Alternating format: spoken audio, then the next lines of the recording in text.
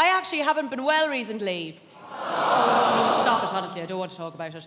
But if you insist, I really haven't, though, so that's why I'm delighted to get here today. I was rushed to A&E recently with terrible abdominal problems, just hideous pains all up and down my tummy and around my sides, and I was rushed to A&E. And for about 3 hours, I thought, and anyone here who ever read a magazine as a teenager will know what I mean, especially the girls, I thought that I was about to have a surprise baby.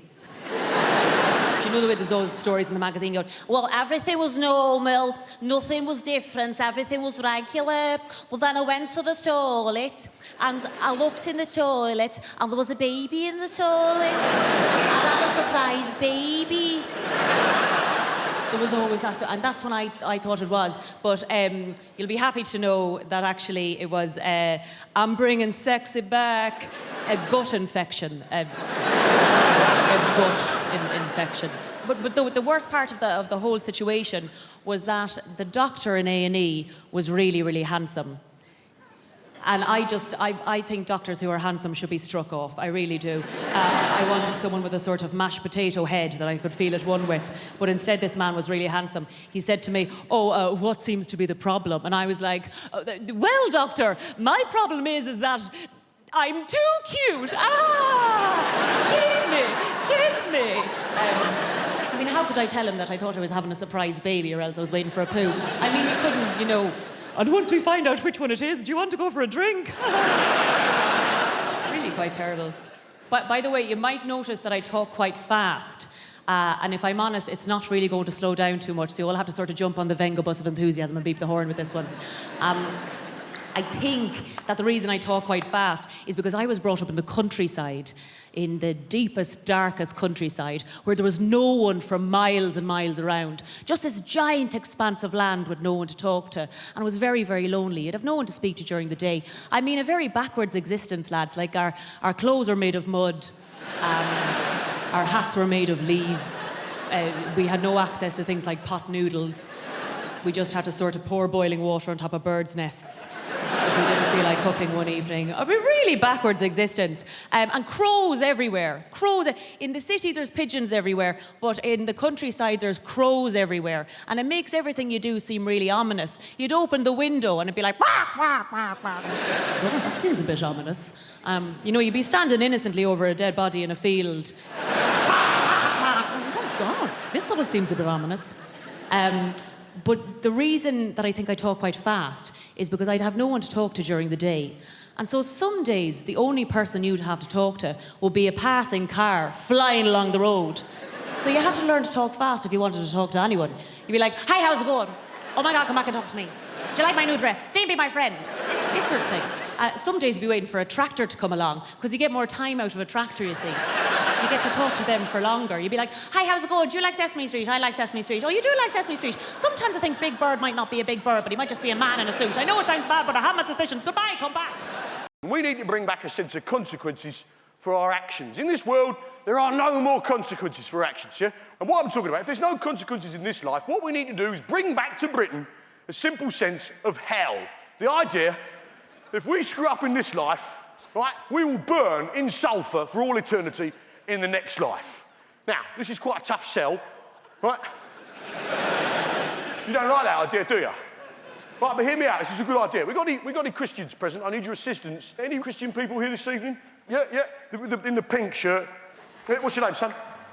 Josh. Fantastic. You a Christian?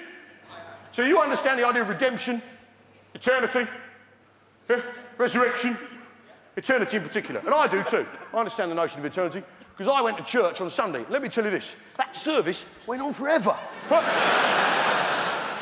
If it took me an hour to open a bottle of wine, I'd be drummed out of business. Now, the point is this. How long does it take to own a packet of crisps? Get on with it. Now, we need to bring back... Now, the problem with the idea of hell is no one's frightened of it. Now, I'm going to describe hell for you now, and none of you are going to bat an eyelid, right? And while your body's boiling in the mouldering in the grave, we'll take your soul and boil it in boiling oil for 1,000 millennium. Then after that, 2 sulphurous demons, emissaries of Satan himself, will come along, pull out your kidneys and set fire to them on the red hot coals of hell itself. Then after this, another demon will come along, pull out your eyeballs, stick them on a red hot poker, burn them on the hot coals of hell, and stick them up your arsehole, and they'll come out your own mouth with the shit on it. And this will go on forever. So you're not bothered by that, are you? In fact, most of you are laughing at it. Huh? In fact, most of us, being British, are thinking, well, come on then! Call yourself the devil! And that's the interesting thing about hell, isn't it? When you describe it, when someone describes hell, it tells you everything you need to know about that person, right? And what he's like and what his people are like. And I describe hell then in a normal British accent, which tells you that we, the British, are stoic, tough people who could take absolutely bloody anything. Right? And that's the interesting thing about hell. It tells you about the people telling you about it. Hell, in a French accent, for instance, sounds like a recipe. And while the body is lying down and the worms inside the flesh, we take out the soul and place it in very hot oil for a long time. Then, once it is tender, 2 demons come together at once, remove the kidneys and place them on the hot coals with a little white wine vinegar, some sea salt, and some rosemary, and cook them till they're brown on the outside, but still pink in the middle. Then after this, we take the eyeballs, place them on the hot coals, cook them till they're crunchy on the outside, runny in the middle, on the hot poker, stick them up the arse, they come out the mouth with the shit on. It is delicious. Absolutely delicious. Hey, you see? Perverts! Perverts, basically, yeah? Hell. Hell in a Dutch accent sounds like a pretty good stag do, doesn't it? Hey, and while your body is lying down, we'll take you to the hottest place you can imagine. Imagine the hottest place you can go, yeah? Now go even hotter. And 2 demons will come together and rub oil all over your body. 2 demons together. 2 demons together at once, and then you will take out your kidneys. Oh, your hot kidneys. Your hot kidneys. And place the kidneys in a hot place and cook the kidneys till they're hard, until your kidneys are hard. And then take out your eyeballs and stick them in your bum hole. And this will cost you 45 euros. Hey, are you ready? Sounds like an agreeable weekend. We just make shit decisions. Men make immoral decisions. We make irrelevant decisions. We make immature decisions. We make decisions when we don't even know there's a decision to be made. But you know what? At least we make a decision. No.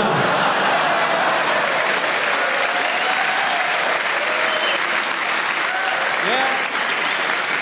Let's try this one on with the class, will we, eh? Look at all the couples sitting there now. Look, you listen to him. You listen to him. I went to see Patrick Kielty the other night. Was he funny? No, but he was true. Is it just me? Am I an indecision magnet? Eh? Honestly, I can get all sorts of women. Can I get a woman who will make a decision? I'm not talking big decisions. I'm not talking should I murder your man, move to Australia. I'm talking everyday decisions. What do you want to do tonight? No, I don't know. What do you want to do? Well, I don't know, we go for a takeaway, or we could get a movie, or go for a meal. What do you want to do? No, I don't know. What do you want to do? So you go to the restaurant, the sommelier comes over, would sir like red, would sir like white? Oh, God, I don't know, maybe the red, but then the red stains my teeth. Maybe the white, but hang on, are you having the fish? Because if you're having the fish, then you should have the white and I'll have a little sip. Oh, I don't know, I'm really not sure. Just the red, please, yeah. Save yourself, go for it, I have to live with this, okay? Gets to the starter. Oh, I don't know, maybe the duck or the prawns, or the duck and the prawns. Hang on, am I allergic to the duck? No, did Jill like the prawns? Oh, I don't know, I'm not sure, I don't know. If you were me, what would you have? You by the fucking throat, that's what I have! Girls, have you any idea how difficult it is for a man to sit in a restaurant, look across at the woman he loves, and think to himself, if I marry this woman, she's going to want to decide the name of my firstborn child. If I marry this woman and I'm unfaithful, she's going to decide whether to keep me in the house or make me leave and keep half my stuff. If I'm involved in a terrible accident and I'm on a life support machine. She's going to decide whether to keep me alive or turn me off. And I'm looking at her and she can't even make her mind up between the chocolate cake and the sticky toffee pudding. And do you know the worst thing about this? I'm looking at couples. I'm looking at couples now who women should now be turning to the men and going, oh my God, would I turn it off? Would I keep it on? Would I turn it off? Would I keep it on? And the only thing going through your minds, girls, chocolate cake, toffee pudding. Oh, it's a toughie, Paddy, it's a toughie. Ooh. Is the cake hot? To be honest with you, I'm bisexual, but during lockdown, I'll admit, I was strategically gay. I think that was the only way to go. When dating became such that you had to meet strangers in parks, and also you had to believe the other person when they said they washed their hands. I'm not doing that with men. I also think that ultimately, if you are bi, I don't really know why anybody would be choosing men. Yeah, no offense, it's just that we smell better and you're violent. So...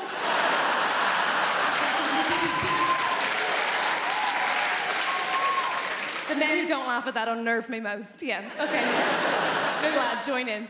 Okay. There are good things about being broken up with. I think one of my favourite things is that I had to get my house sorted, so I got a bunch of DIY done.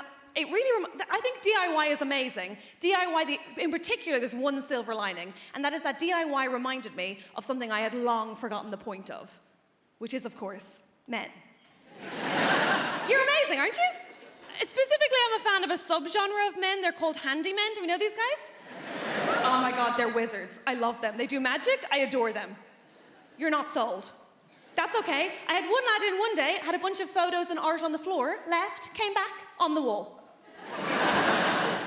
Oh, I'm sorry, these guys are defying gravity and you're not impressed by that? Incredible. I'm obsessed with them. I love them. I also had one day where I had two men in, I know, very exciting, and I had a bookcase, right, that needed bolting to the wall. I said, can you bolt that to the wall? They said, yeah, of course we can. I said, cool. Just so you know, even if you bolt it to the wall, the floor is uneven, so it will wobble. They said, no, don't worry about that, sure, we'll just get some extra wood and pop it under it. What? I said, don't worry about that, sure, we'll just get some MDF and pop it under it. What is this witchcraft? Here's the thing, Apollo. They did. I was like, I will suck you both off. Obviously, I had to think about it afterwards because head was my first reaction, only my first reaction, I think a normal one. My second one was, of course, to wonder how I am a woman in her 30s who doesn't know how to do any DIY. And I think the obvious answer there is that men are keeping it a secret to remain relevant. And that's not on me, right? But I do know some women can do DIY. I date soft butches, I'm aware. But genuinely, I mainly know because a woman came to my house from British Gas, very modern, and she fixed my boiler, right? And after she was done, she said, okay, that's all done, all sorted. Just before it works, you will need to bleed the radiators. I said, what?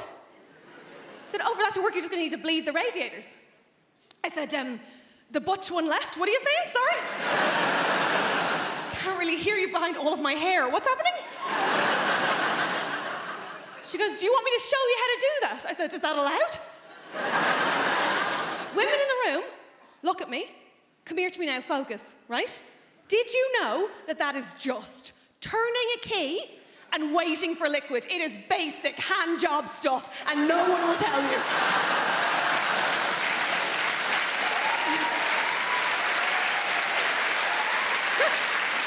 Here's the thing. Every man in my life has acted like that as a state secret, right? This man's furious, I'm telling you. You now have all the information you need. You're free, run. My dad bleeds a radiator in such a way that I thought he used his own dick. I thought there was actual blood involved.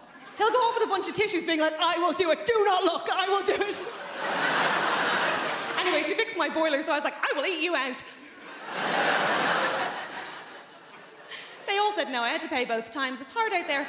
I'm used to my appearance provoking the full spectrum of facial reactions everywhere I show up, and you absolutely did not let me down. You were delighted, weren't you? You gave me some wonderful face when I came up here. You looked at me like your mother-in-law just cancelled dinner. I've been lucky enough to travel, and I'll never forget my first trip to Australia. I went to a place called Perth. I got off the plane. First person that saw me said the following. Hey, mate! Hey, mate! Why is Freddie Mercury wearing a kimono?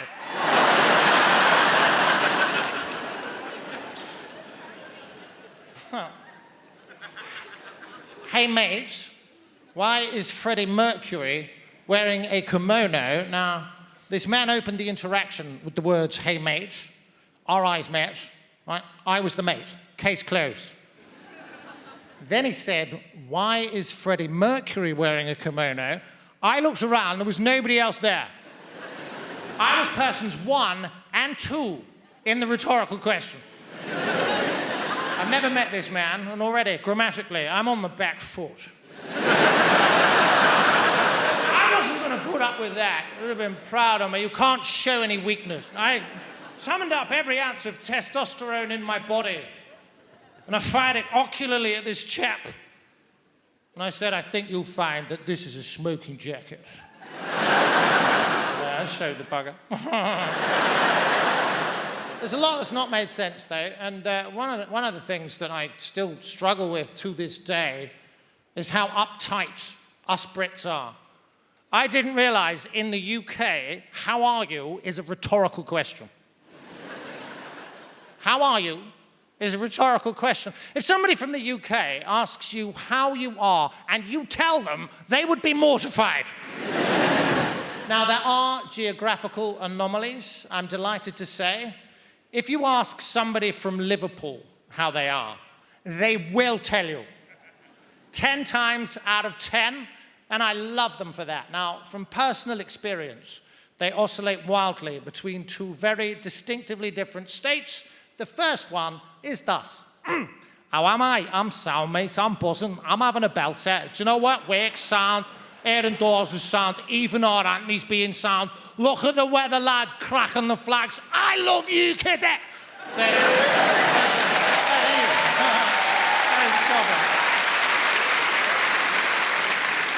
Apologies for the accent, by the way. I have the ability to blend in seamlessly with my environment wherever I go.